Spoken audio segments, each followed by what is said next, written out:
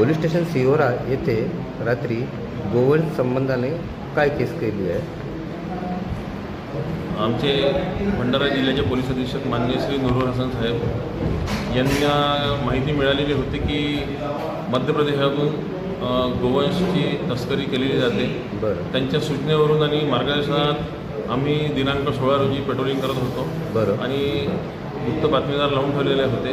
त्यावरून मला मौजा मोवाडी खापा येथील शेतशिवारामध्ये पेट्रोलिंग दरम्यान आम्ही चेक केले असता आरोपी ऋतिक शरणागत याने एकूण 37 गोवंश हे तिथे त्यांना चारा पाणी न देता क्रूरतेने बांधून ठेवले होते। आम्ही तिथे गेल्यानंतर प्रथमतः आम्ही सर्व गोवंशला हे सगळे भुकेने व्याकुळ झालेले होते, पाणी त्यांना मिळालेलं होतं, तर आम्ही त्यांना चारा पाण्याची व्यवस्था केली।